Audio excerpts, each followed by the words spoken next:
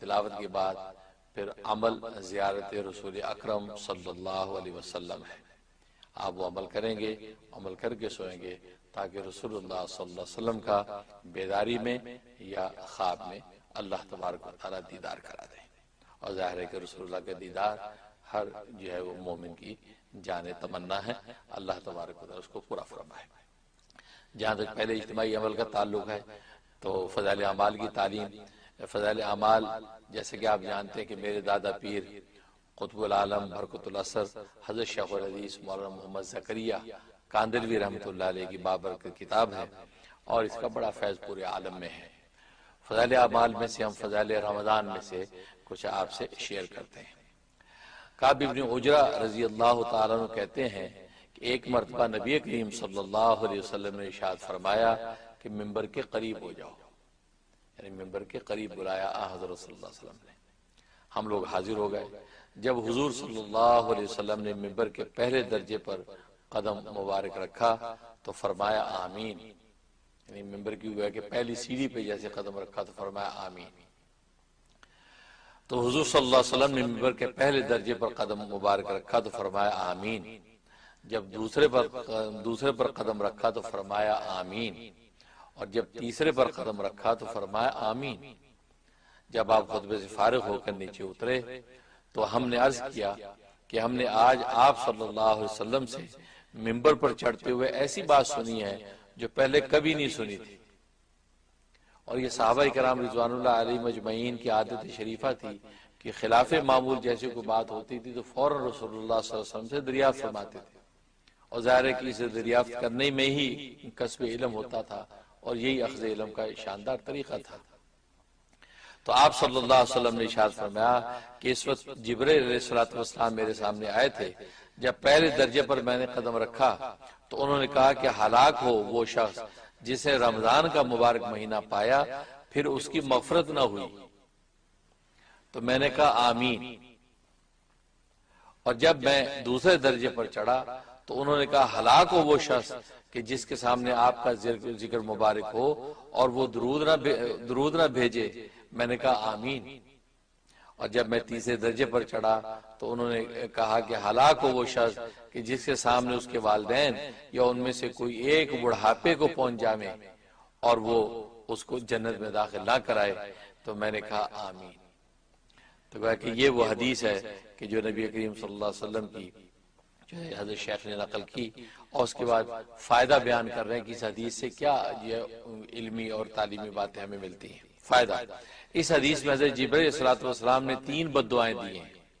اور حضور اقدس صلی اللہ علیہ وسلم نے ان تینوں پر آمین فرمائی. اول تو حضرت جبرائیل علیہ السلام جیسے مقرب فرشتے کی بددعا ہی کیا کم تھی، اور پھر حضور اقدس صلی اللہ علیہ وسلم کی آمین نے تو جتنی سخت بددعا بنا دی وہ ظاہر ہے. یعنی گویا کہ وہ آمین سے اور زیادہ پختگی آ گئی. اللہ ہی اپنے فضل سے ہم لوگوں کو ان تینوں چیزیں سے بچنے کی توفیق عطا فرما دیں اور ان برائیوں سے محفوظ رکھیں، ورنہ ہلاکت میں کیا تردد ہے.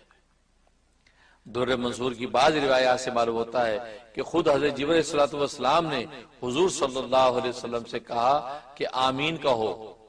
تو حضور صلی اللہ علیہ وسلم نے فرمایا آمین، جس سے اور بھی زیادہ اہتمام معلوم ہوتا ہے.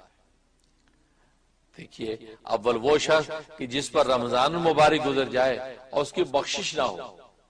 یعنی رمضان المبارک جیسا خیر و برکت کا زمانہ بھی غفلت اور معاصی میں گزار جائے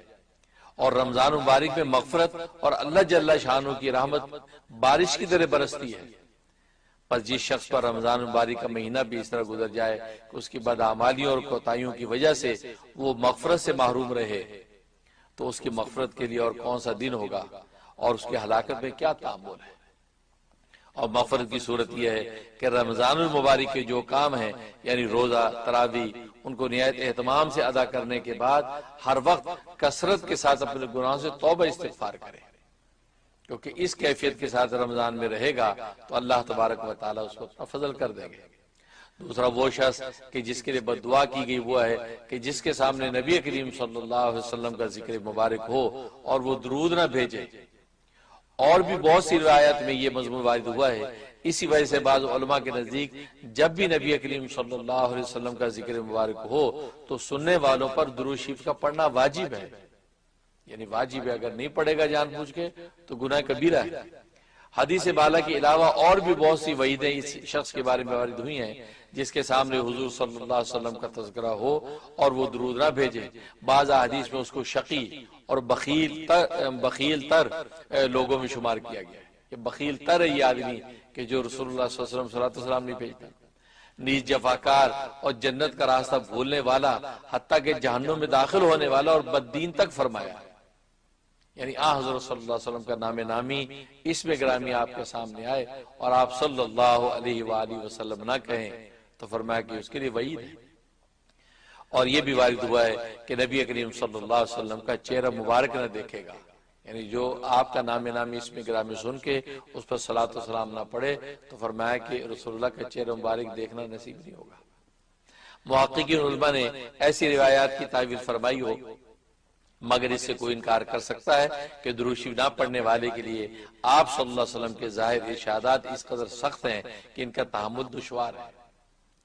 کیوں نہ ہو کہ آپ صلی اللہ علیہ وسلم کے احسانات امت پر اس سے کہیں زیادہ ہیں کہ تحریر و تقریر ان کا احساء یعنی احاطہ کر سکے،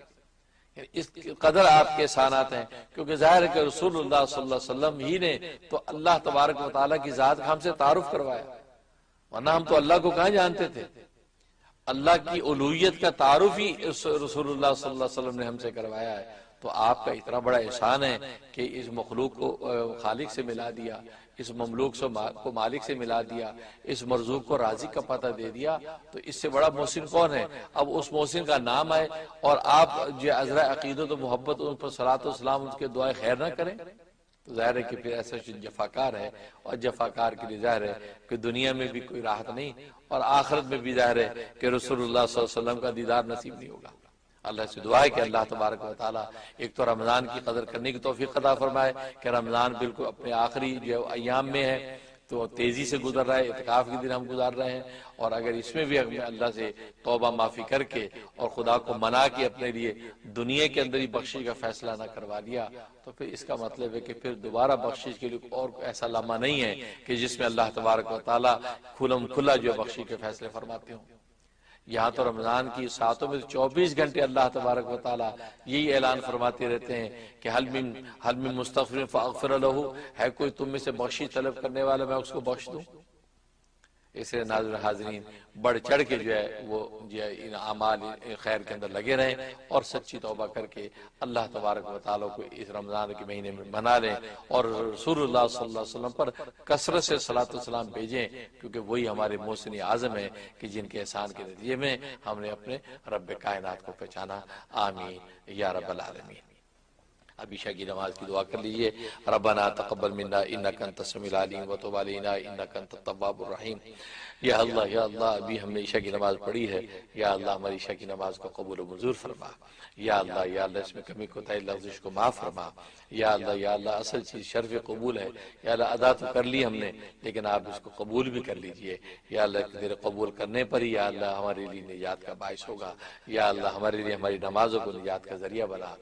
نمازوں میں عبادت کا سچا ذوق ہمیں عطا فرما۔ اور یا اللہ رمضان کی ساتیں اپنے اختتام پذیر ہو رہی ہیں، یا اللہ ہمیں بڑھ چڑھ کے یا اللہ تیری رحمت لوٹنے کی توفیق عطا فرما، کمی کوتاہی لفظ کو معاف فرما۔ یا اللہ ہم تمام حاضرین و ناظرین یا دنیا بھر سے معتکفین اور مریدین جو ہمارے ساتھ اس اعتکاف کے اندر جو ہے وہ آن لائن شریک ہیں اور تربیتی اعتکاف کے اندر یہ شرکت کیے ہوئے ہیں، یا اللہ ان کی شرکت کو قبول و منظور فرما، ان کو بہترین بدلہ عطا فرما اور ان کے دلوں کو یا اللہ اپنی محبت کے لیے قبول و منظور فرما، ان کے دلوں میں یا اللہ اپنی محبت کا چراغ روشن فرما اور ان کی جائز دلی مرادیں پوری فرما، ظاہری باطنی دولتوں سے مالا مال فرما، یا اللہ رزق حلال کی وسعتیں ان کو عطا فرما اور باطنی یا اللہ تو اپنی سچی محبت اور دل کی آنکھ کو روشن فرما۔ ربنا تقبل منا انک انت السمیع العلیم وتب علینا انک انت التواب الرحیم وصلی اللہ تعالی علی خیر خلقہ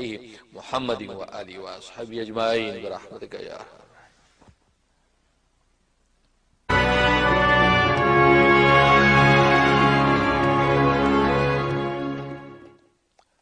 تو یہ ناظرین حاضرین، نبی کریم صلی اللہ علیہ وسلم سونے سے قبل نبی کریم صلی اللہ علیہ وسلم کی زیارت کا جو ہے ایک عمل ہے، وہ عمل آپ نوٹ کر لیں۔ اس کے بعد میں اشعار نعتیہ آپ سے پیش کروں گا، پھر آخر میں دعا کر کے انشاءاللہ یہ عشاء کے معاملات جو ہے وہ اختتام کو پہنچیں گے۔ تو عمل زیارت رسول اکرم صلی اللہ علیہ وسلم،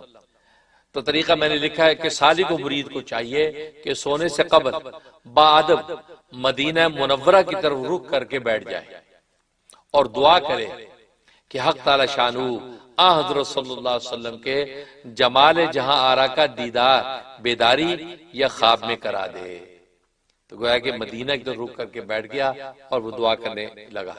یا امریکہ کے لوگ بیٹھے ہیں تو وہ قبلے کی نارتھ ایسٹ ہے، قبلے کی طرف منہ کر لیں، وہی مدینہ کا رخ ہے۔ اسی طریقے سے پاکستان کے لوگ ہیں، وہ جو وہ قبلے کی طرف منہ کر لیں گے تو وہی رخ جو ہے وہ مدینہ کا رخ بن جائے گا۔ تو وہاں بیٹھ کے آپ پہلے دعا کر لی، پھر اپنی دانی جانب 11 دفعہ جب وہ ضرب لگانی ہے، الصلاۃ والسلام علی رسول اللہ، اور پھر بائیں طرف 11 بار ضرب لگانی، الصلاۃ والسلام علی نبی اللہ، اور پھر 11 مرتبہ ضرب لگانی دل پر، الصلاۃ والسلام علی حبیب اللہ۔ گویا کہ یوں کرنا ہے، الصلاۃ والسلام علی رسول اللہ، الصلاۃ والسلام علی نبی اللہ، الصلاۃ والسلام علی حبیب اللہ، الصلاۃ والسلام علی رسول اللہ، الصلاۃ والسلام علی نبی اللہ، الصلاۃ والسلام علی حبیب اللہ۔ اس طریقے سے آپ نے ضرب لگانی، اس کو سہ ضربی کہتے ہیں، 3 طرف ضربے لگے گی، دائیں طرف، بائیں طرف اور دل پر۔ یہ ضربے 11 مرتبہ آپ نے لگانی۔ اس کے بعد 21 مرتبہ آپ نے یہ درود شریف پڑھنا ہے، اللہم صلی علی محمد کما امرتنا نصلی علیہ، اللہم صلی علی محمد کما ہوا اہلو، اللہم صلی علی محمد کما تحب و ترضاہ۔ یہ 11 مرتبہ آپ نے اس کو دہرانا ہے، اللہم صلی علی محمد کما امرتنا نصلی علیہ، اللہم صلی علی محمد کما ہوا اہلو، اللہم صلی علی محمد کما تحب و ترضاہ۔ تو گویا کہ آپ نے یہ 11 مرتبہ جو ہے اس درود کو دہرانا ہے۔ اس کے بعد 21 مرتبہ سورۃ النصر پڑھنی ہے، بسم اللہ الرحمن الرحیم ہر مرتبہ پڑھنی ہے۔ اس کے بعد سورۃ النصر، اذا جاء نصر اللہ والفتح، یہ جو سورت ہے آخری پارے میں موجود ہے، یہ سورت آپ نے 21 مرتبہ پڑھنی ہے۔ پڑھنے کے بعد دانی کروٹ پہ لیٹ جانا ہے، وہی سیدھا ہاتھ سیدھے رخسار کے نیچے رکھ کے دانی کروٹ، لیکن ہتھیلی کے اوپر آپ نے کیا دم کرنا ہے، الصلاۃ والسلام علی رسول اللہ، یہ ایک بار پڑھ کے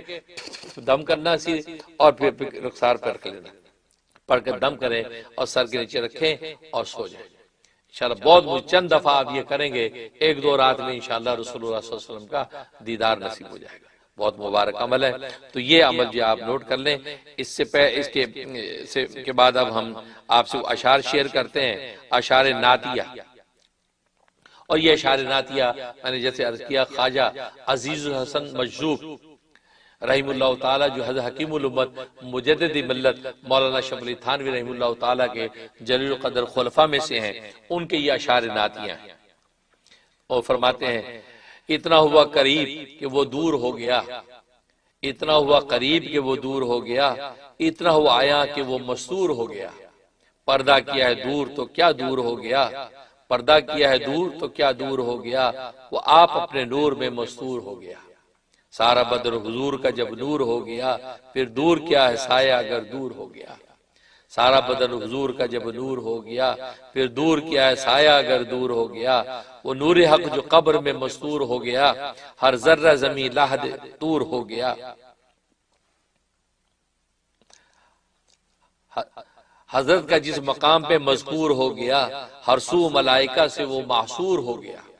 حضرت کا جس مقام پہ مذکور ہو گیا، ہر سو ملائکہ سے وہ محصور ہو گیا، دشمن بھی مان لینے پر مجبور ہو گیا، بے اختیار ختم سر مغرور ہو گیا۔ آیا جو سامنے وہی معصور ہو گیا، زنار کفر توڑ کے زندور ہو گیا۔ آیا جو سامنے وہی معصور ہو گیا، زنار کفر توڑ کے زنور ہو گیا، سوئے مدینہ جانے کا مقدور ہو گیا، سامان راحت دل رنجور ہو گیا۔ جس کا خدا کو بخشنا منظور ہو گیا، اس کو مدینہ جانے کا مقدور ہو گیا۔ یعنی جس کو بخشنا منظور ہے اسی کا مدینہ جانا جو ہے وہ مقدور ہو گیا، جس کا خدا کو بخشنا منظور ہو گیا اس کو مدینہ جانے کا مقدور ہو گیا، جس دم تصور رخ پر نور ہو گیا سینہ تمام نور سے معمور ہو گیا، خطہ عرب کا نور سے معمور ہو گیا سارا اندھیرا کفر کا کافور ہو گیا، خطہ عرب کا نور سے معمور ہو گیا سارا اندھیرا کفر کا کافور ہو گیا، مشق تصور رخ پر نور جب بڑی، مشق تصور رخ پر نور جب بڑی میں سر سے لے کے تا بقدم نور ہو گیا،